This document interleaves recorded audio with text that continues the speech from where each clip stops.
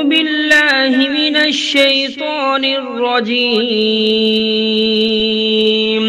بسم الله الرحمن الرحيم. الرحمن علم القرآن خلق الإنسان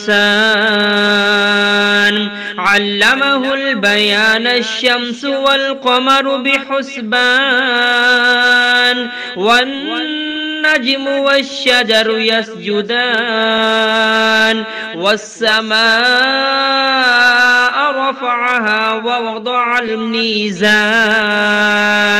ألا تطغوا في الميزان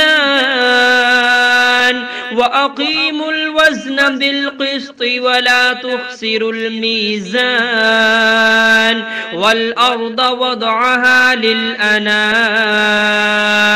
فيها فاكهة والنخل ذات الأكمام والحب ذو العصف والريحان فبأي آلاء ربكما تكذبان خلق الإنسان من صلصال كالفخار وخلق الجان من مارج من نار فبأي آلاء ربكما تكذبان رب المشرقين ورب المغربين فبأي آلاء ربكما تكذبان مرج البحرين يلتقيان بينهما برزخ لا يبغيان فبأي آلاء ربكما تكذبان يخرج منهما اللؤلؤ والمرجان فبأي آلاء ربكما تكذبان وله الجوار المنشآت في البحر كالأعلام فبأي آلاء ربكما تكذبان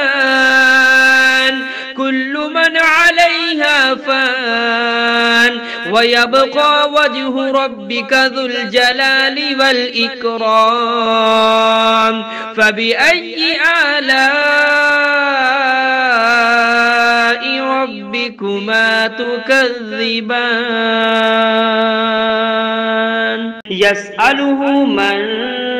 في السماوات والأرض كل يوم هو في شأن فبأي آلاء ربكما تكذبان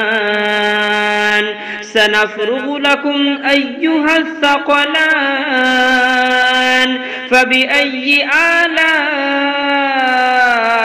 ربكما تكذبان يا معشر الجن والإنس إن استطعتم أن تنفذوا من أقطار السماوات والأرض فانفذوا لا تنفذون إلا بسلطان فبأي آلاء ربكما تكذبان يرسل عليكما شواظ من نار ونحاس فلا تنتصران فبأي آلاء ربكما تكذبان فإذا انشقت السماء فكانت وردة كالدهان فبأي آلاء ربكما تكذبان فيومئذ لا يسأل عن ذنبه إنس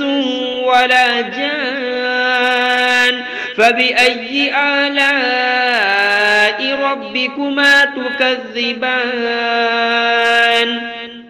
يعرف المجرمون بسيماهم فيؤخذ بالنواسي والأقدام فبأي آلاء ربكما تكذبان هذه جهنم التي يكذب بها المجرمون يطوفون بينها وبين حميم آن فبأي آلاء ربكما تكذبان ولمن خاف مقام ربه جنتان فبأي آلاء ربكما تكذبان ذواتا أفنان فبأي آلاء ربكما تكذبان فيهما عينان تجريان فبأي آلاء ربكما تكذبان فيهما من كل فاكهة زوجان فبأي آلاء ربكما تكذبان متكئين على فرش بطائنها من استبرق وجنى الجنتين دان فبأي آلاء ربكما تكذبان فيهن قاصرات الطرف لم يطمثهن إنس قبلهم ولا جان فبأي آلاء ربكما تكذبان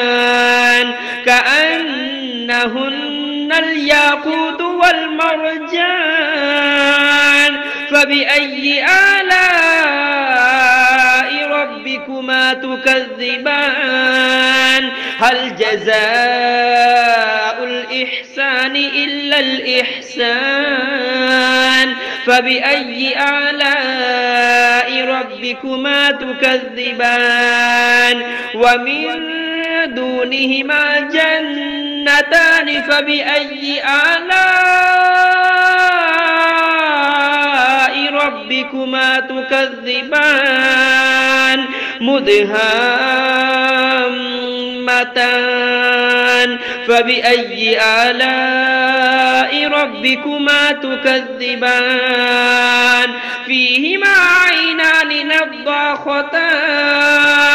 فبأي آلاء ربكما تكذبان فيهما فاكهة ونخل ورمان فبأي آلاء ربكما تكذبان فيهن خيرات حسان فبأي آلاء ربكما تكذبان حور مقصورات في الخيام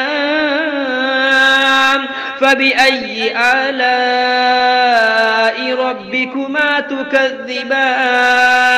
لم يطمثهن إنس قبلهم ولا جان فبأي آلاء ربكما تكذبان متكئين على رفرف خضر وعبقري حسان فبأي آلاء ربكما تكذبان تبارك اسم ربك ذي الجلال والإكرام.